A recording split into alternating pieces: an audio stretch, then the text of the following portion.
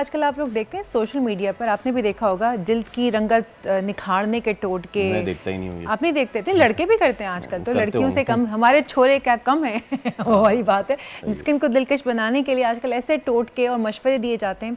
हमारी सेलिब्रिटीज़ भी दे रहे होते हैं, कुछ व्लॉगर्स भी दे रहे होते हैं कि ये स्क्रब लगा लें, रेटिनॉल शेटिनॉल ये लगाएं, यूँ लगाएं। तो डॉक्टर महविश फवाद डर्मेटोलॉजिस्ट हमारे साथ स्टूडियोज़ में मौजूद हैं, इन्हें वेलकम करते हैं। अस्सलाम वालेकुम। वालेकुम सलाम। जी डॉक्टर साहब आपने देखे ना सोशल मीडिया पर डिफरेंट टोटके आ रहे हैं, ये खा लो तो गोरे हो जाओगे, ये लगा लो तो गोरे हो जाओगे, गोरेपन का क्रेज एंड ऑल। टॉपिक मुझसे पूछा है, सिचुएशन बहुत अलार्मिंग है। एक्चुअली हमारी जो जनरेशन है, latest gen Z, that is following influencers more than their parents, right. सारा दिन यूट्यूब पे और डिफरेंट तरह के तरीक़ों से they are looking into what's going on, और इसकी वजह से 8 साल से 13 साल के बच्चों में इतनी अवेयरनेस आ गई है कि वो काफ़ी सारी चीज़ें लगा रहे हैं जो उन्हें नहीं लगानी चाहिए। उनमें से काफ़ी सारे हार्मफुल सब्सटेंसेस हैं, strong chemical peels and retinols which are not good for kids. तो एक स्टडी आई है कि आजकल शॉपिंग कार्ट्स बच्चे भी जाके भर लेते हैं, हज़ारों की चीज़ें डालते हैं, whether they need it or they don't need it, maybe those things are harmful for their skin. तो ये बिल्कुल पेरेंट्स को चाहिए कि थोड़ा be watchful with your kids के what are they looking into. और ये जो आपने भी कहा रेटिनॉल वगैरह, तो रेटिनॉल इतने छोटे बच्चों को ज़रूरत ही क्या है? Mavish, we have got a question on Facebook, हम फेसबुक पे भी लाइव हैं। हसन का सवाल है कि सर्दियों में अब क्या केयर की जाए, क्या मुल्तानी मट्टी जिस तरह हम बाकी उसमें वेदर्स में लगाते हैं तो वहाँ भी हम लगा सकते हैं? देखिए, सर्दियों में skin behaves in a different pattern और सबकी स्किन डिफरेंटली बिहेव करती है।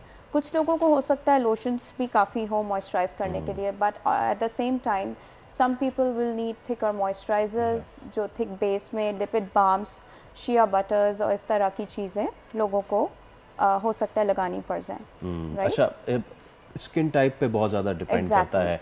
सो आप लोगों को, देखने वाले को ये बताइए कि rather than going to the influencers and all, पहले आप एक प्रॉपर डर्मा के पास जाएं और उनसे अपनी स्किन टाइप आइडेंटिफाई करा के और फिर वो करें ना। डर्मेटोलॉजिस्ट के पास 2 तरीक़ों से वो आ सकते हैं। Either they can come for a routine skin care के लिए, और if they have some problematic skin, जैसे एक्नी वाले लोग बड़े परेशान होते हैं कि हम विंटर्स में कैसे मैनेज करें, क्योंकि अक्सर औकात हम लोगों को ऐसी मेडिकेशन पे रखते हैं जिससे इनकी स्किन ओवर ड्राई और पीलिंग होने लगती है।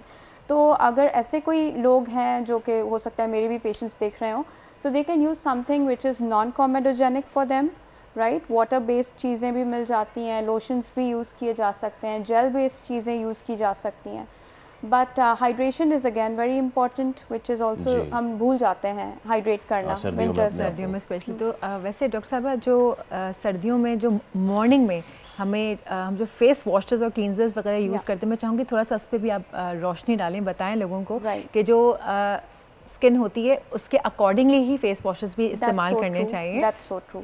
और कभी कभार मॉर्निंग में अगर आपकी नॉर्मल स्किन है तो maybe you just need to splash some water and that is good enough.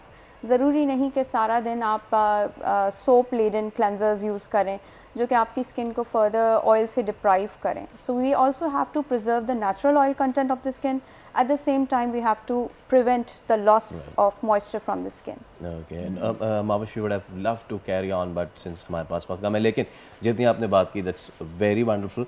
उम्मीद करते हैं कि भाई आप लोग जो है वो अब टोटकों पे नहीं जाएंगे, क्योंकि स्किन आपकी है और आपकी ही रहेगी, किसी के बताने से ना वो ठीक होने जा रही है। टोटकों पे जाने से ज़्यादा बेहतर यह है कि प्लीज़ किसी अच्छे डर्मेटोलॉजिस्ट के पास जाइए। हमने भी इसीलिए यहाँ पे बुला के बिठाई हैं, और उनसे जाके डिस्कस करें कि आपको क्या क्या मसाइल हैं। सब्सक्राइब करें और बेल दबाएं ताकि कोई खबर रह न जाए।